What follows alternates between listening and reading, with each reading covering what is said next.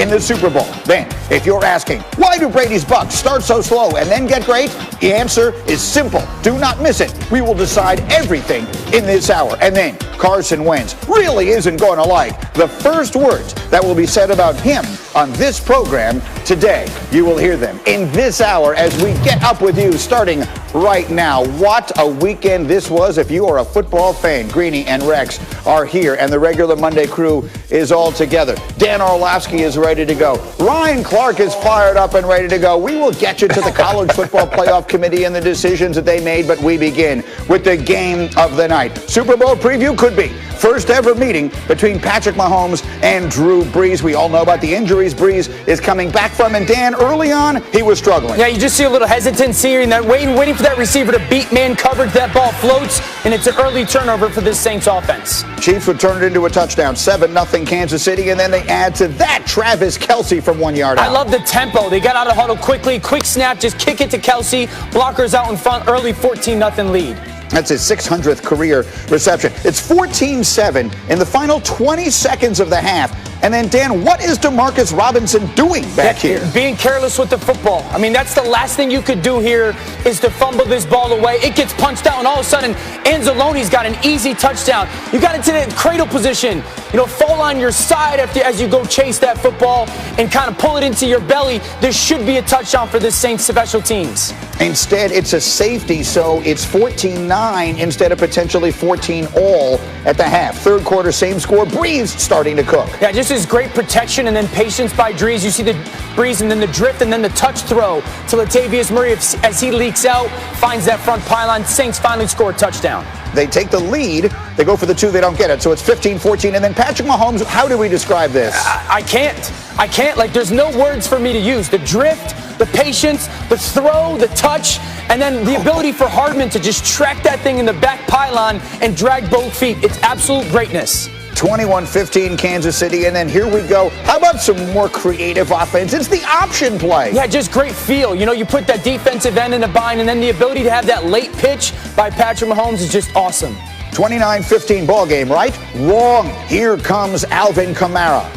This is a great little jet sweep. They catch it, give it to him. He gets out in space with lead blockers out in front. You need more touches for 41. So it's 29-22. Then here's a terrible moment for Kansas City. Clyde Edwards-Helaire goes down and stays down. Adam Schefter is reporting this morning they expect him to miss the rest of the regular season. Chiefs would kick a field goal. It's a 10-point game. Then it's Brees not giving up. It's a great throw. He's got the seam route versus man coverage, holds that single high safety, just enough touch on that throw to get in the end zone. But they would choose not to onside kick. They kick it to Patrick Mahomes, and Mahomes, they are the one team that in the 4-minute Rex, they throw the ball. Yeah, they do, because they have the best player on the planet. And every single time they do it, here they actually ran. They throw it for one first down, they run it for another, and in the end, Mahomes and Brees each throw 3 touchdowns, and it is Kansas City that holds off the Saints on the road 32-29. Drew Brees finishing the day, completing 44% of his throws. That's the third lowest in any game in his career, his worst since 2006. He started the game 0 for 6 with an interception. Of course, we should make clear, again, in case you forget, that he was coming back from all of those injuries with the broken ribs and the lung. And so I guess I would ask you, Rex, now that we have seen the game play out, did they make the right decision starting Brees? 100% yes, they did. Absolutely. Look, he had to get this game in. He had to get hit. He's got to know now that, you know what, I'm okay. I mean, he's coming off of 11 fractured ribs, and he had to get these hits. I don't care how many, he had to get them. He got through it, and as the game went on, he got better and better, and he played with more confidence. Absolutely right decision. And so, look, if you're a team like the New Orleans Saints, there are no moral victories. But, Ryan Clark, if you were the Saints walking out of that stadium yesterday, do you feel mostly good or mostly bad? No, you walk out of that stadium confident. You walk out of that stadium feeling bad because you lost, but feeling good because you know if you play any mere mortal, you win that game.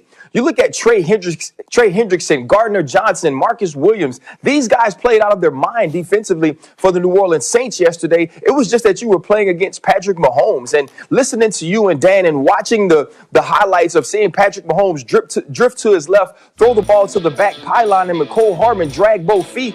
That doesn't happen every day. You don't play teams that have those types of athletes. And so when those things happen, you say, you know what? They got that one. But that one was on them. The Kansas City Chiefs beat the New Orleans Saints yesterday. The New Orleans Saints didn't beat themselves. And on a day when your quarterback, your future first ballot Hall of Famer, was extremely mortal, right? 0 for 6 to start. Interception very early. You can see that he wasn't necessarily in the flow. He finds ways to make plays later. You make plays on special teams. You force the fumble on Patrick Mahomes in the pocket to give yourself an opportunity to win this game.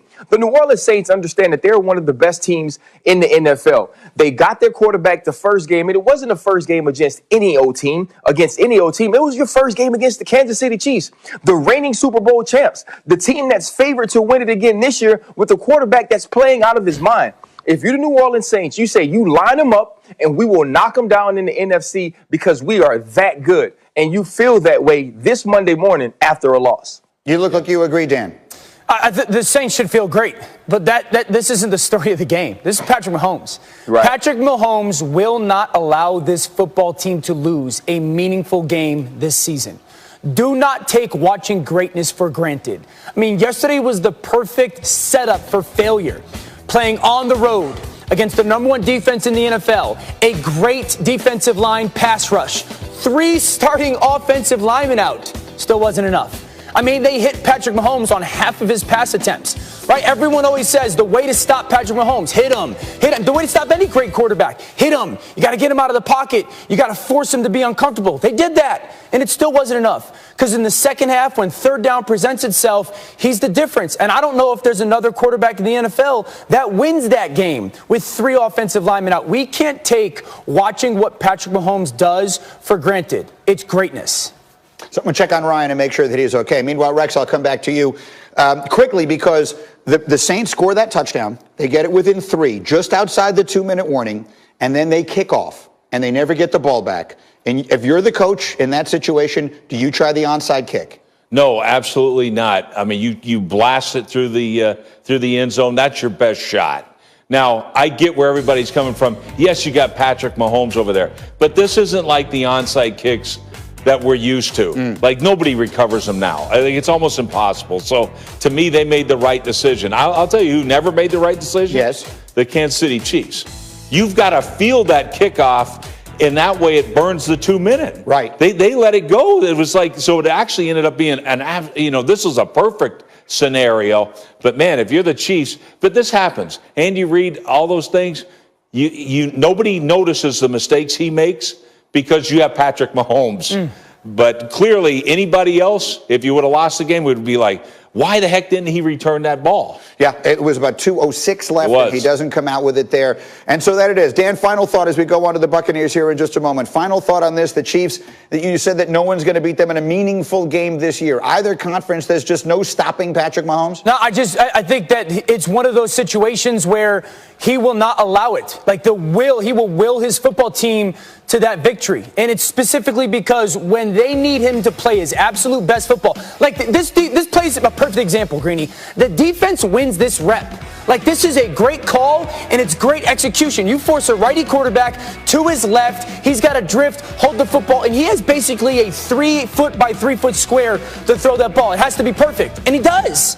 Like, how many quarterbacks are in the NFL? Maybe one with Aaron Rodgers that do that on a consistent basis. That's why when it's a meaningful game, they won't lose because of Mahomes. I would have bet you my life he was throwing that ball away. Yeah. When he threw that ball away, he was throwing the ball away. It's a touchdown. He does things that are just ridiculous. So that's one quarterback who wouldn't let his team lose yesterday.